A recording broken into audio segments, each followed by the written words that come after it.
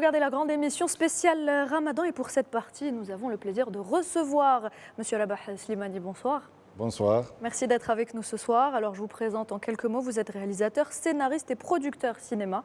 C'est bien ça. Merci donc d'avoir accepté notre invitation. Et puis notre journaliste Safwan Ben Sabri nous a également rejoint autour de la table. Bonsoir Safwan. Bonsoir Noël. Sans plus tarder donc, place à l'entretien tant attendu. C'est avec vous Naliman. Alors exactement, Rabah Slimani, bonsoir. Nouhad vient de le dire, vous êtes réalisateur, scénariste, acteur. Autant dire que vous avez parcouru plusieurs champs liés à la production audiovisuelle et cinématographique. La semaine dernière, on a d'ailleurs reçu Jafar Qassem sur notre plateau et on avait abordé avec lui la façon dont il élaborait ses scénarios de ses productions. Vous qui avez rédigé le scénario de Dmoua Loulia, un drama qui a été très suivi pendant ce mois de Ramadan, qu'est-ce qui vous a inspiré pour Dmoua Loulia ? Il m'a inspiré, comme je l'ai dit et redit, en fait, dans ma démarche, dans l'écriture, je me considère comme un miroir. C'est-à-dire, je ne juge pas, j'essaye de mettre la lumière sur beaucoup de phénomènes et, en fait, les présenter dans une fiction, c'est-à-dire amplifier les conflits, de sorte qu'on puisse se voir et en débattre. C'est-à-dire, je ne suis jamais dans le jugement. Et mon inspiration, en fait, c'est ce qui se passe autour de nous, mais sur les phénomènes sociétals, en fait. C'est vraiment de l'intérieur. On voit aussi que l'élément violence est assez dominant dans Dmoua Loulia. Il y a beaucoup de violence, beaucoup de tristesse, beaucoup de conflits. Est-ce que vous pensez que c'est à l'image de la société algérienne, toute cette violence ? Faut juste sortir, faire un tour et voir. En fait, c'est une violence qu'on n'assume pas. C'est-à-dire, nos relations, elles sont compliquées, elles sont chargées en émotions, en violence, et on essaye de se voiler la face. Et justement, nous, on a l'occasion, dans ce genre de programme et de feuilleton, de mettre en avant ces phénomènes-là et ces problèmes-là.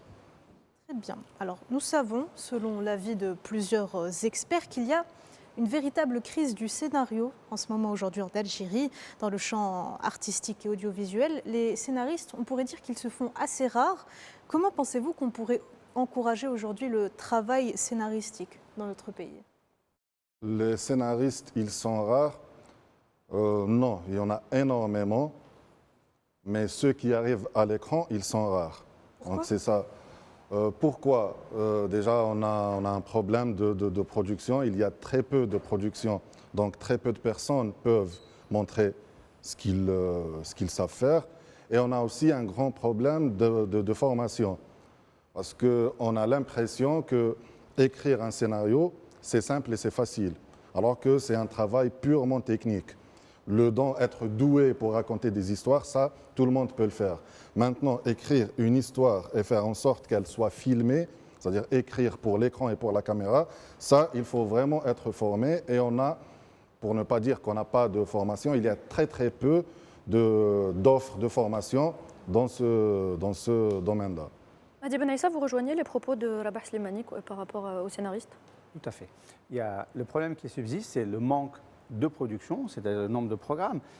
Aujourd'hui, je serais incapable de vous dire en 2023, combien d'heures de programmes on a produit, ni en 2022. Donc déjà, il faut commencer à avoir une vraie base de données et la renforcer d'année en année. C'est ce que fait, par exemple, ce que devrait faire un organisme comme l'ARAV. Le fait qu'il manque des scénaristes, d'abord, ça a été un peu l'enfant pauvre. C'est comme l'image et le son. Les caméras HD ont rendu les images plus belles tout de suite, et elles ont même rattrapé certaines imperfections de photographie, alors que dans le son, on a toujours sous-évalué ces personnes parce que leur travail n'a pas été tangible. Voilà. Alors que ce n'est pas vrai. Ce sont des techniciens qui ont tout leur rapport au film. Il y a toujours ce problème, les gens un peu de l'ombre. Et l'écriture a souvent été absorbée par les réalisateurs.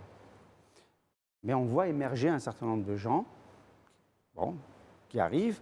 Jafar Qassem, dont vous avez parlé tout à l'heure, est un des premiers à créer des ateliers d'écriture en amont de ces séries. C'est-à-dire qu'il se donne le temps de refuser de la matière, de l'élaguer.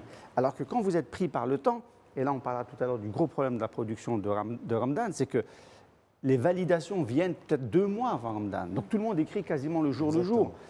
Un scénariste, il a besoin d'écrire parce qu'au moment où vous écrivez une idée, vous la trouvez géniale, vous la relisez dans 3 jours, vous dites mais c'est pas possible, j'ai pas pu écrire ça. Donc le temps, donner du temps. Ces gens-là ont besoin de temps.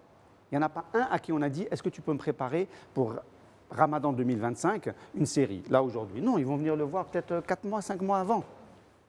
Il devient script, il n'est pas scénariste.